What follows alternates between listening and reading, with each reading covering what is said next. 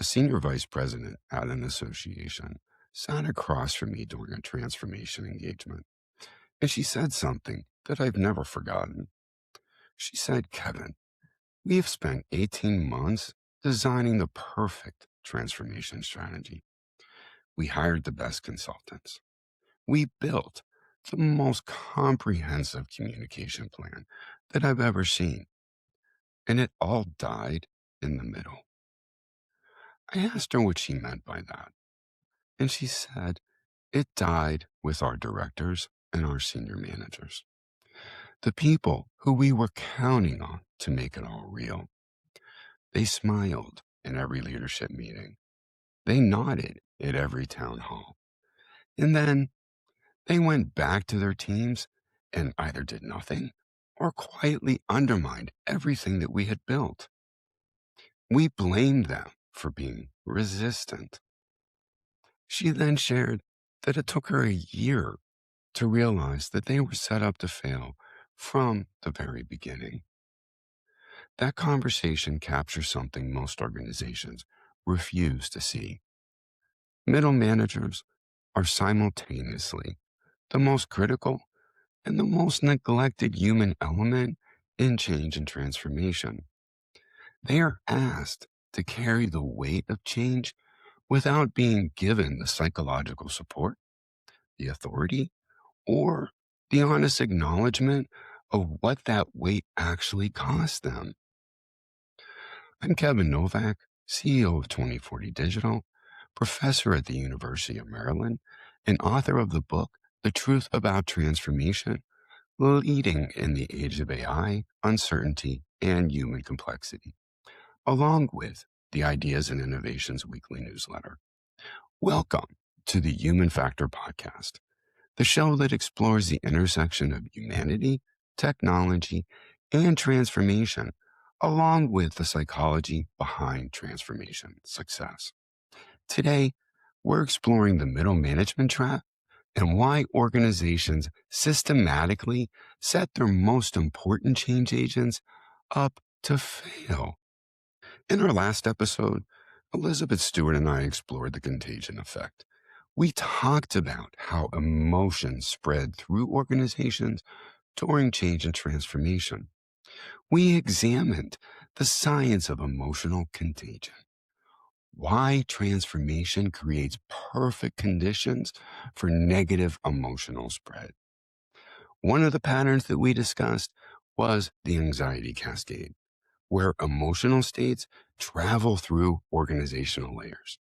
Today, we're looking at the organizational layer where the anxiety cascade converges with the greatest force and causes the most damage: the organization's middle management.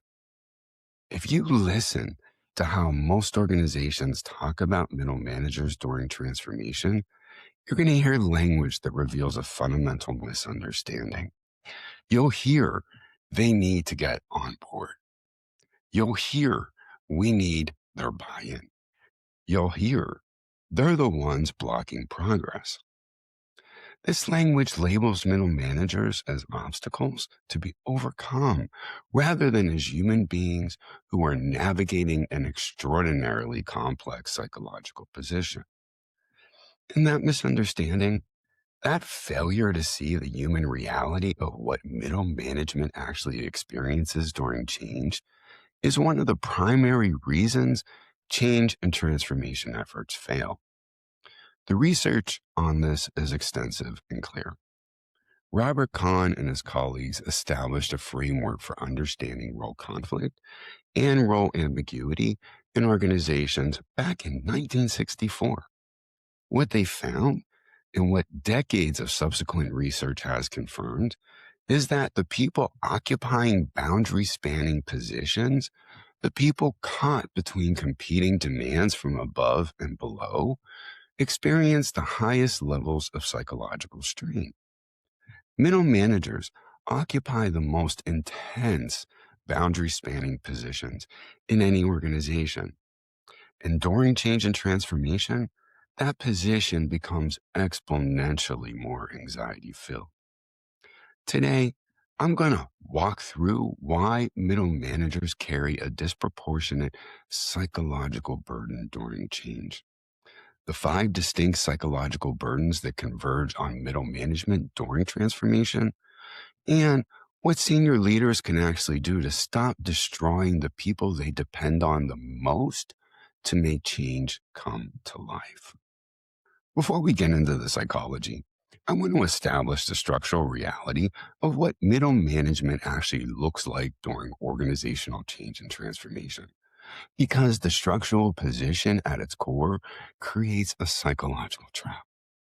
I've written about this in our transformation psychology series on 2040digital.com. I describe middle management's impossible position. They're expected to simultaneously represent senior leadership's strategic vision to their teams and represent their team's operational realities to senior leadership.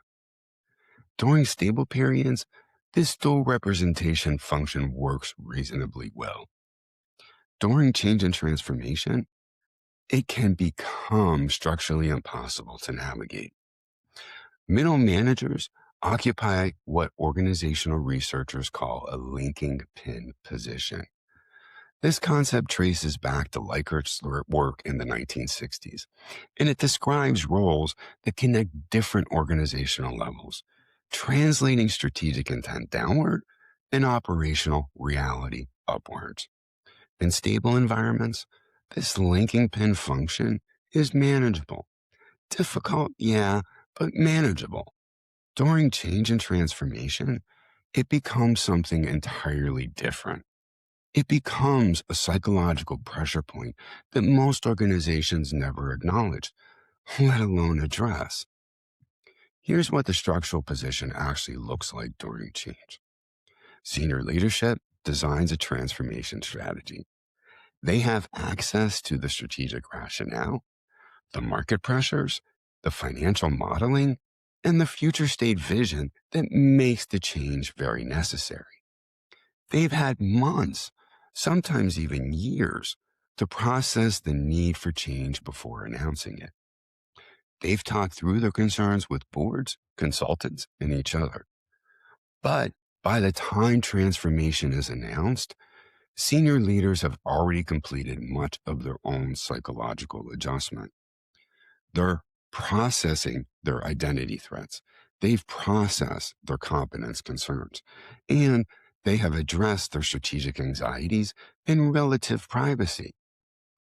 Middle managers then receive the change or transformation mandates with far less context, far less processing time, and far less psychological support. Here, Floyd and Wooldridge demonstrated that middle managers play 4 critical strategy roles. 1, championing alternatives. 2, synthesizing information. 3, facilitating adaptability. And 4, implementing deliberate strategy. During transformation, all 4 of these roles are simultaneously activated and often in conflict with each other. They're supposed to champion the new direction while synthesizing information that may suggest that it's flawed. They're supposed to facilitate acceptance in their teams while implementing a strategy they may not fully understand or even agree with. And here's the structural reality that makes this a trap. Middle managers must simultaneously undergo their own psychological transformation while helping their teams undergo theirs. Julia Belongan's 2003 research in the British Journal of Management identified 4 simultaneous demands on middle managers during change: undertaking personal change, helping others through change, implementing changes in their part of the organization, and keeping the business running. 4 demands operating simultaneously with no one attending to the fact that the first demand, their own personal psychological journey through change, is the foundation on which the other 3 depend.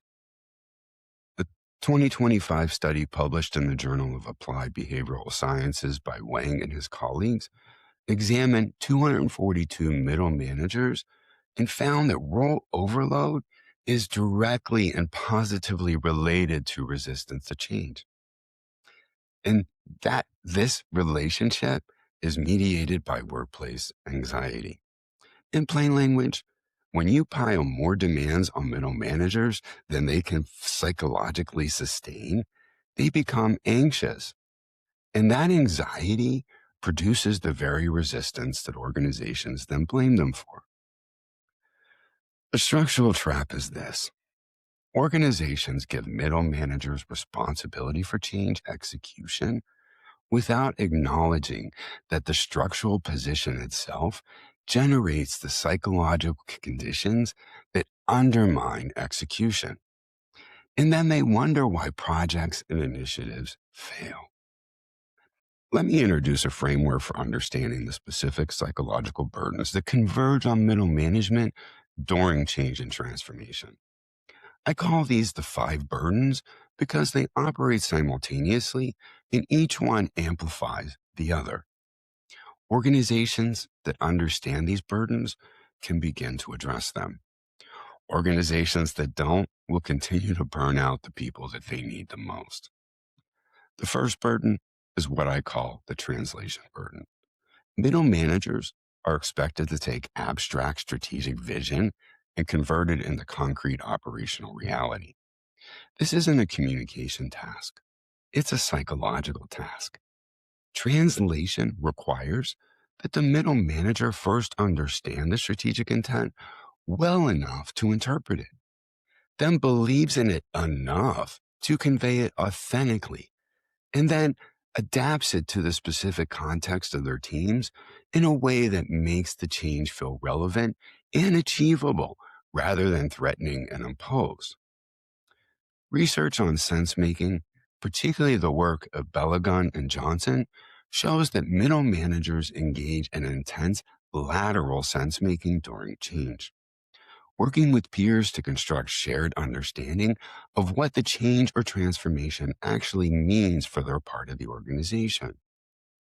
This sense making process is essential for translation, but it is also psychologically exhausting because it requires holding uncertainty while projecting clarity. Every time a middle manager stands in front of their team and explains the transformation, they are performing a psychological act that requires them to appear more certain than they feel, more confident than their information warrants, and more aligned than they may actually be. And as we discussed in our last episode on emotional contagion, any gap between what they project and what they actually feel is detected by their teams.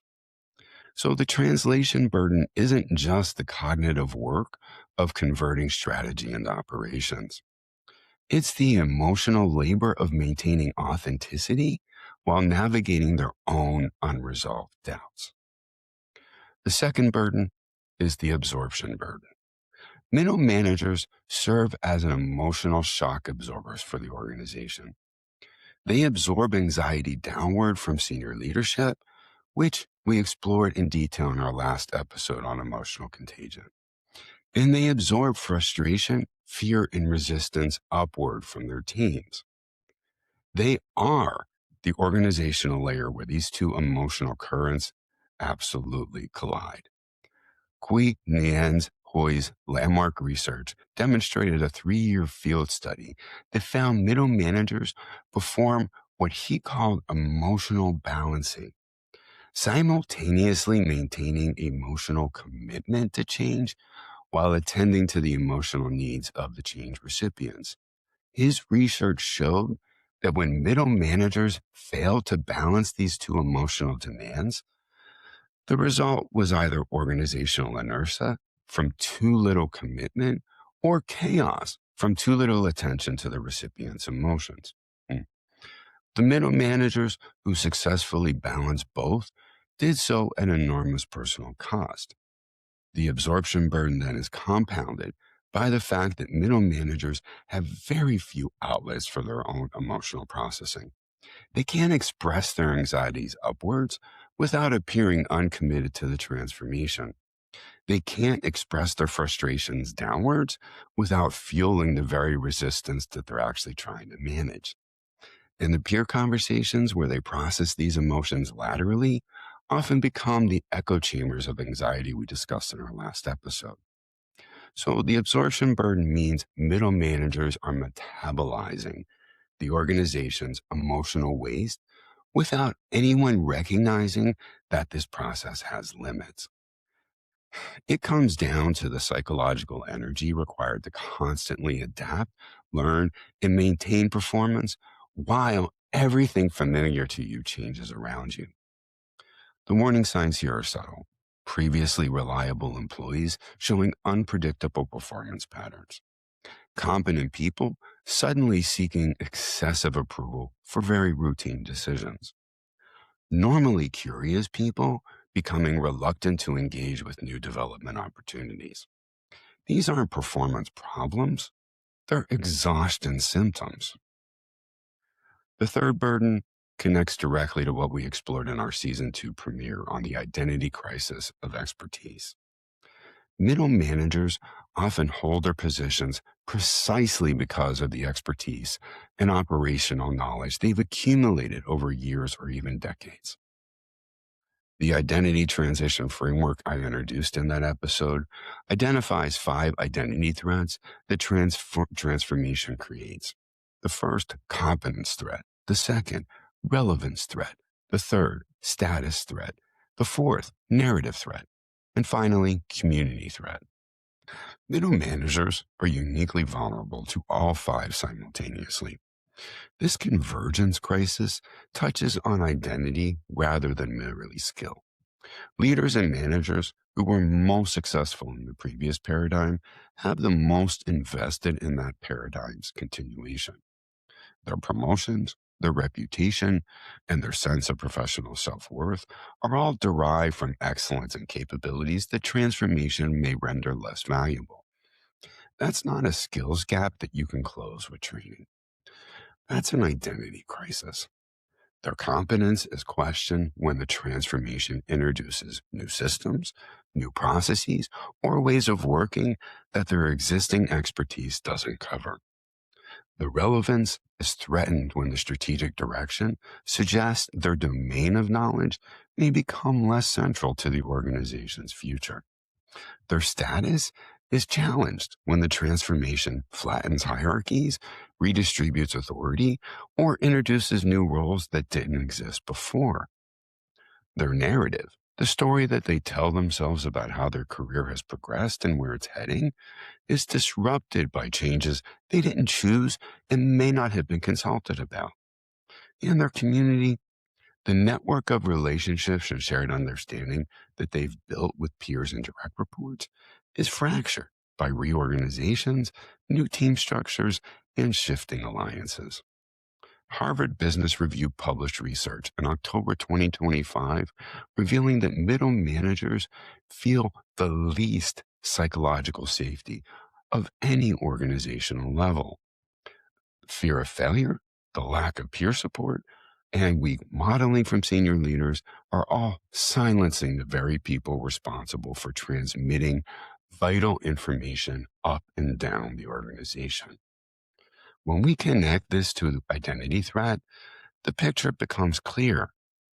Middle managers are experiencing profound identity disruption while being positioned in the role with the least psychological safety to process that disruption.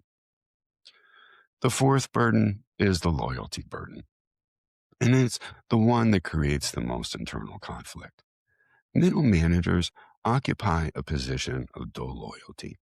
They are expected to be loyal to the senior leadership that designed the transformation and loyal to the teams that they lead who are affected by it.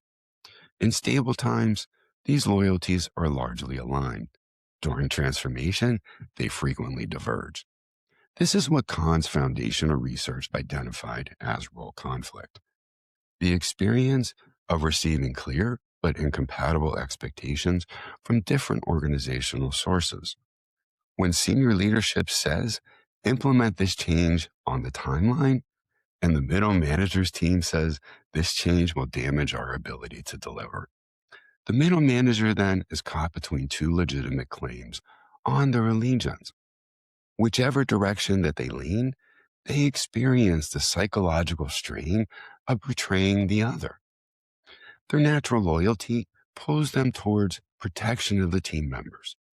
Yet their career prospects and organizational survival often depend on demonstrating alignment with senior leadership priorities. You can't resolve this conflict by forcing middle managers to choose sides. You resolve it by eliminating the forced choice through systematic interventions that acknowledge the psychological impossibility of serving two masters simultaneously. The loyalty burden is further intensified by a dynamic I've observed repeatedly in my consulting work. Organizations expect middle managers to be advocates for the change, not just the implementers. They are expected to genuinely believe in and promote the transformation, even when their own assessment might be more nuanced or even skeptical. This expectation to internalize and promote a position that they may have reservations about creates what psychologists call cognitive dissonance, the psychological discomfort of holding contradictory beliefs simultaneously. Over time, this dissonance is either resolved through genuine belief change, which requires time and evidence that organizations rarely provide, or through surface compliance that manifests as the very inauthenticity we discussed in our episode on emotional contagion. The fifth burden is the accountability burden, and it's perhaps the most structurally unfair. Middle managers are held accountable for transformation outcomes they have limited ability to control. They don't design the strategy. They don't set the timeline. They don't allocate the resources. They don't make the technology decisions. But when a transformation initiative fails to achieve its objectives, they are the ones who have to answer for it. This creates what organizational behavioral literature describes as a control accountability gap, where the level of accountability exceeds the level of control. Research consistently shows that this gap is one of the most potent predictors of workplace stress and burnout.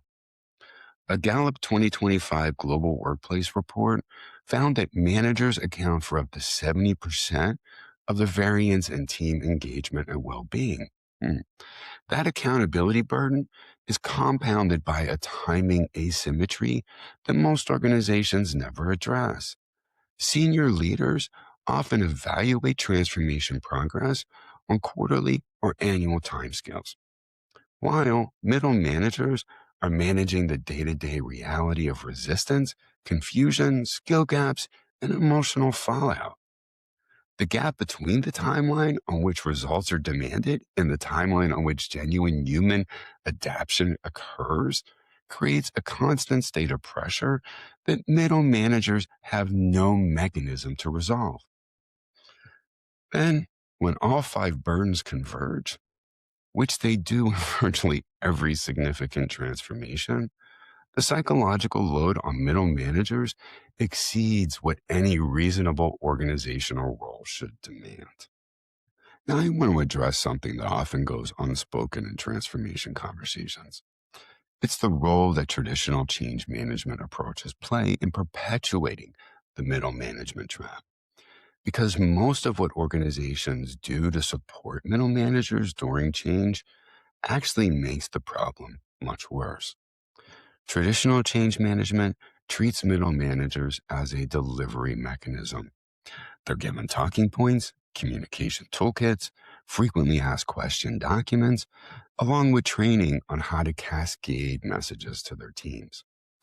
The underlying assumption here is that if you give middle managers the right information and the right script, they will deliver the message effectively and the change will proceed as planned. Well, this approach fundamentally misunderstands what middle managers actually need. And further, it misunderstands that managers, like any of us, are humans. We are not machines. So the cascade model treats middle managers as message carriers, not as human beings on their own psychological journey through change. Remember, change is external and situational.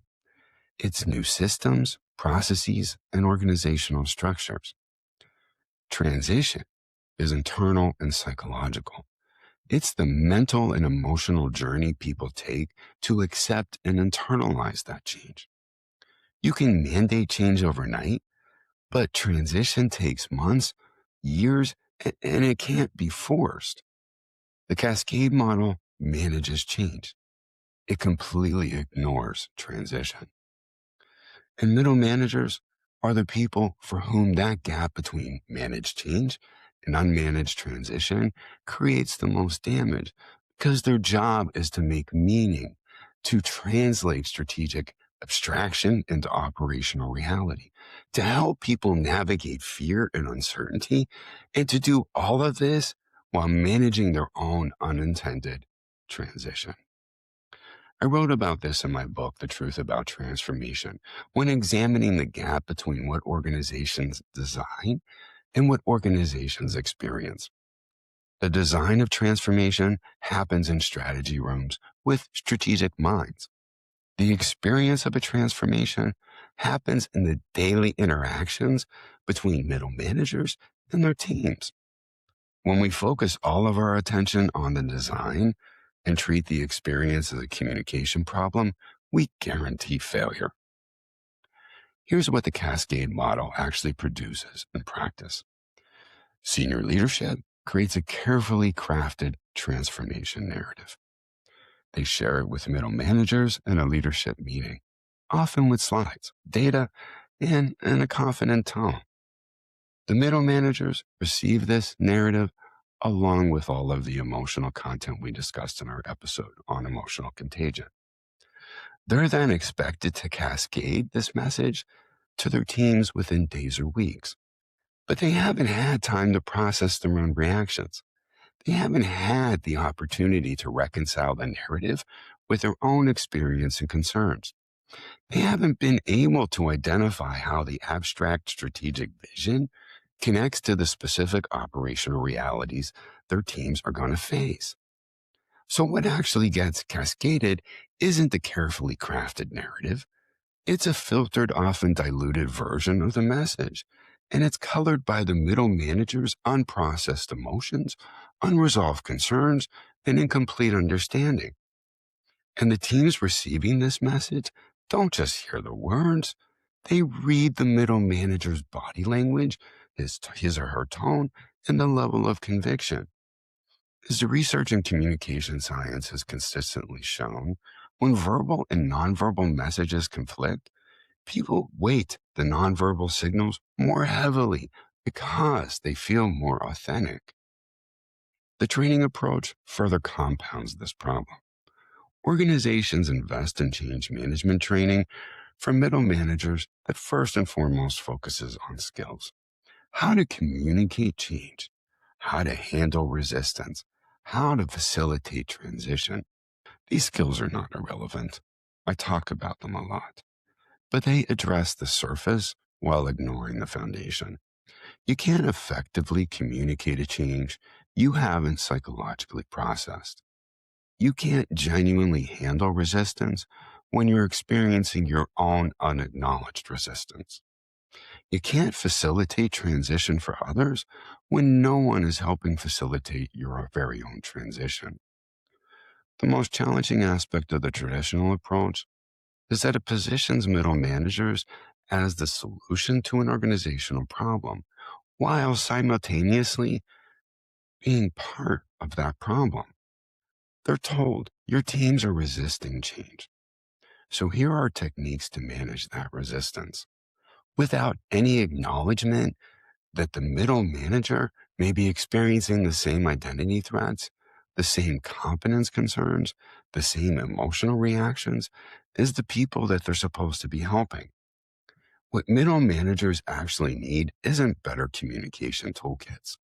They need what every human being needs during a period of significant disruption: time to process their own psychological response, honest acknowledgement of the complexity of their position, genuine involvement in shaping the change rather than just executing it, and psychological safety to express their concerns without being labeled as resistant. And senior leadership, well, they need to understand the emotional reality of what they're asking middle managers to absorb and transmit. So, what does this actually look like in practice? If you're a senior leader who depends on middle managers to execute your change and transformation vision, as every senior leader does, what specifically needs to change? The first shift is from informing to involving. Traditional sequence is design the change, then inform middle managers, then expect execution. My suggestion is that the necessary sequence becomes involve middle managers in the design process so that by the time execution begins, they've already done much of the psychological processing the translation requires. This doesn't mean every middle manager needs to be in every strategy session. It means creating structured mechanisms for middle management input early enough in the process that their operational knowledge shapes the transformation design. And most importantly, their psychological journey begins before they're asked to lead others through it. Floyd and Wooldridge's research demonstrated that middle managers play four strategic roles: championing, synthesizing, facilitating, and implementing. Most organizations only activate the implementing role. When you activate all four, you get better strategy because of the operational intelligence that middle managers contribute. And you get better execution because the middle managers have psychologically invested in a transformation that they help shape rather than one that was imposed upon them. My second suggested shift is from training to processing. Instead of sending middle managers to change management workshops that seek to teach them techniques for handling their team's resistance, create some dedicated space for middle managers to process their own psychological response to the transformation. This might take the form of peer coaching circles where middle managers work through their identity concerns. Also, competence anxieties, handle their role conflicts with colleagues who understand the position because they share it. It might take the form of dedicated sessions with coaches who specialize in transition psychology. It might simply take the form of honest conversations with senior leaders who acknowledge the complexity of the middle management's position and help them create psychological safety for genuine dialogue rather than performance alignment. I want to emphasize that this isn't about being soft or therapeutic. This is about being strategically intelligent. In organizations that sends emotionally unprocessed middle managers in the change execution meetings is making the same mistake as an organization that sends unprepared sales teams in the client negotiations. The preparation here isn't optional. It's foundational. And when that preparation is missing, the results are predictable. The failure rate increases exponentially. The third shift is from accountability to support. This doesn't mean abandoning accountability.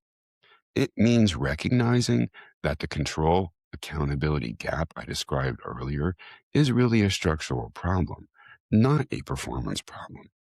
When a middle manager's department isn't adopting the transformation at the expected pace, the first question shouldn't be, why aren't you driving this harder? The first question should be, what barriers are you encountering that we haven't addressed? And what support do you need that you're not getting? Gallup found that managers account for up to 70% of variance in team engagement and well-being. That means when a team isn't engaging with the transformation, the manager's behavior is significant. But that behavior itself, shaped by the five burdens that I described, holding a middle manager accountable for team engagement without addressing the translation burden, the absorption burden, the identity burden, the loyalty burden, and the accountability burden, is like holding a bridge accountable for cracking while continuing to increase the load it carries. The solution isn't a stronger reprimand. It's a structural reinforcement. The fourth shift is from uniformity to differentiation. Traditional change management applies the same approach to all middle managers. The same communication, the same timeline, the same expectations. But not all middle managers are in the same psychological position. Some have been through multiple transformations and carry learned helplessness from previous failures. Some are new to the organization and lack the institutional context to make sense of what's actually happening. Some are managing teams with deep technical expertise and strong identity expertise fusion. Some are managing teams that are more adaptable but less technically deep. The psychological burden varies then based on context, and the support needs to vary accordingly. The fifth shift, and this is one that requires the most courage from senior leadership, is to move from performance to honesty. Senior leaders need to stop asking middle managers to perform alignment that they don't feel. All the research we discussed across episodes of this podcast makes clear that performed confidence is detected as inauthentic and it fuels distrust. So when a middle manager has genuine concerns about the transformation, those concerns need to be heard and engaged with, not managed away through persuasion techniques or framed as resistance. Those who most effectively navigate change were those who balanced emotional commitment to the change with genuine attention to the emotional needs of their people. That balance is impossible when the organizational culture requires performative alignment. It's only possible when senior leaders create conditions where middle managers can be honest about their concerns, honest about their doubts, and honest about the challenges they're seeing on the ground without that honesty being interpreted as a lack of commitment. Let me bring this back to where we started. That senior vice president told me the transformation died in the middle. What she was actually describing, without having the language for it at the time, was the cumulative effect of 5 psychological burdens converging on a group of people who had no organizational support for managing those burdens. The translation burden broke down because no one had helped middle managers process the strategic intent deeply enough to convey it authentically. The absorption burden overwhelmed them because no one was attending to their emotional experience. The identity burden paralyzed them because no one acknowledged that their sense of professional self was even under threat. The loyalty burden fractured their commitment because they were forced to choose between organizational allegiance and team allegiance. And the accountability burden demoralized them because they were held responsible for outcomes that they couldn't control. This isn't a middle management failure. This is a senior leadership failure. And it's a failure that keeps happening repeatedly because organizations continue to design their transformations, treating middle managers as message carriers rather than as the complex human beings who determine whether strategic intent becomes operational reality. In our next episode, we're going to explore something that amplifies every dynamic that we've discussed this season: the algorithmic mirror. What AI reveals about how we actually think and decide. We've talked about identity threat, emotional contagion, and the psychological burden on middle managers during change and transformation. Now we're going to examine what happens when AI enters the picture and begins reflecting back the biases, the assumptions, and the decision-making patterns that organizations and their leaders have been hiding from themselves. The research shows that 95% of corporate AI projects fail to create measurable value. And 91% of CIOs cite culture, not technology, as the primary barrier to AI adoption. When AI functions as a mirror, what it reveals about human systems can be deeply uncomfortable and critically important. That episode is one you're not going to want to miss. If you found today's episode valuable, explore these concepts further in my Transformation Psychology series on 2040digital.com. You can explore my weekly newsletter, Ideas and Innovations on Substack, or pick up a copy of my book, The Truth About Transformation. You can also subscribe to the Human Factor podcast wherever you watch or listen to podcasts. Please share this episode with your senior leadership team because the middle management trap is a problem only senior leadership has the structural power to solve. Until next time, remember, your transformation strategy is only as strong as the human beings you're asking to carry it. And the people carrying the heaviest load are the ones most organizations forget to support. Stop blaming the middle. Start supporting it. This is the Human Factor Podcast. I'm Kevin Novak. Thanks for watching or listening.